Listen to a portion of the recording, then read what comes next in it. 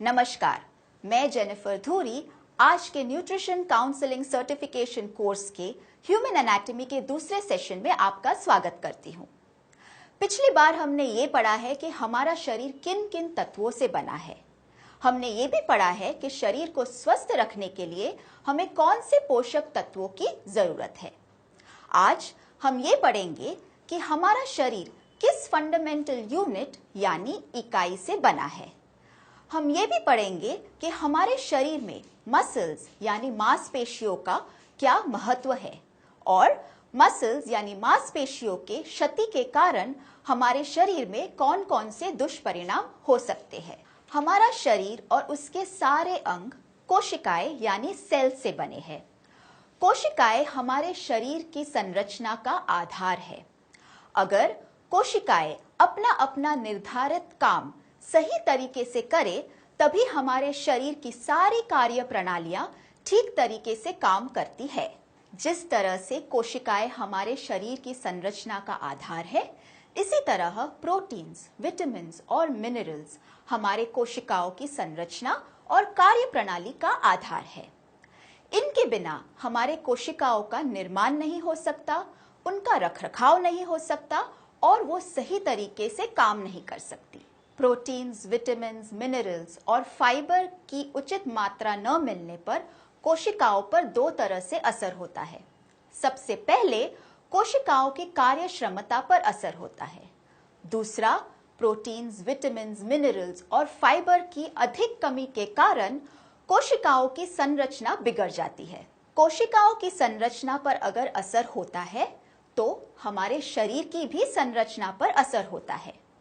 कोशिकाएं अगर अपना कार्य ठीक तरीके से नहीं कर पाए तो हमारा शरीर भी अपना कार्य ठीक तरीके से नहीं कर पाएगा। अब तक हमने ये पढ़ा कि कोशिकाओं को सही न्यूट्रिशन न मिले तो उनको हानि पहुंचती है। साथ ही साथ कोशिकाओं को अगर हानि पहुंचे तो हमारे मसल्स को भी हानि पहुंचती है। मसल्स के हानि के कारण हमारा शरीर कमजोर हो जाता है, अस्वस्थ हो जाता है, मानसिक और शारीरिक कार्य क्षमता कम हो जाती है, उत्साह और ऊर्जा भी कम हो जाती है, हम चिड़चिड़े होने लगते हैं। अब इसी के कारण हमारा शरीर बुढ़ापे के लक्षण समय होने से पहले ही दिखाने लगता है। इससे अब हमने ये सीखा कि प्रोटीन्स, विटामिन्स, मिनरल्स और फाइबर की उचित मात्रा में रोजाना सेवन करने पर हमारी कोशिकाएं स्वस्थ रहती है। हमारी कोशिकाएं अगर स्वस्थ है तो वो अपना अपना निर्धारित कार्य सही तरीके से कर सकती है। अगर हमारी कोशिकाएं स्वस्थ है तो हमारा शरीर स्वस्थ है। अगर हमारा शरीर स्वस्थ है तो हमारी मानसिक और शारीरिक कार्य क्षमता भी बनी हुई रहती है। आइए अब हम जानते हैं कि हमारे शरीर में मसल्स यानी मांसपेशियों का क्या महत्व है। हमारा शरीर लगभग 600 मसल्स से बना हुआ है। हमारे शरीर के वजन में करीबन 40% वजन मसल्स का होता है।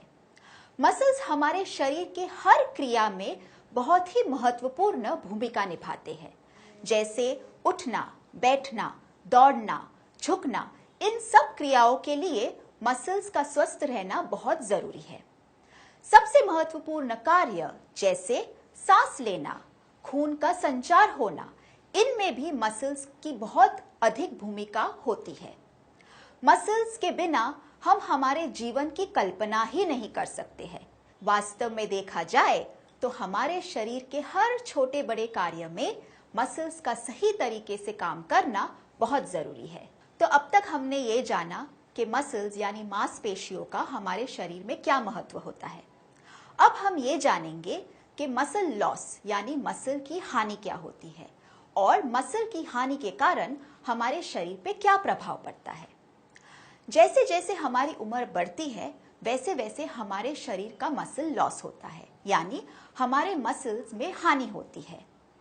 रिसर्च के अनुसार 35 साल की उम्र के बाद हमारे शरीर में हर साल 1% मसल का लॉस होता है, यानी हर साल हमारे शरीर में 1% मसल की हानि होती है। इससे हम धीरे धीरे कमजोर हो जाते हैं। मसल्स की अधिक लॉस के कारण हमारे शरीर में गंभीर दुष्परिणाम हो सकते हैं।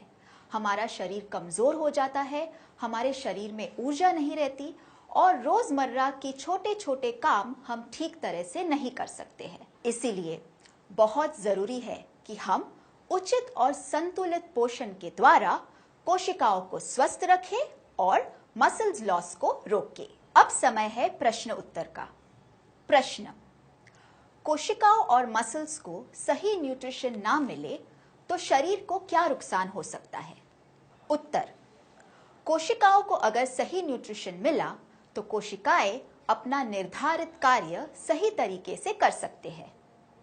मसल्स को अगर सही न्यूट्रिशन नहीं मिला तो हमारा शरीर कमजोर हो जाता है, हमारे शरीर में ऊर्जा की कमी हो जाती है। इसीलिए समय से पहले हमारा शरीर बुढ़ापे के लक्षण दिखाने लगता है।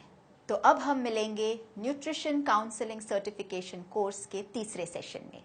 धन्यवाद।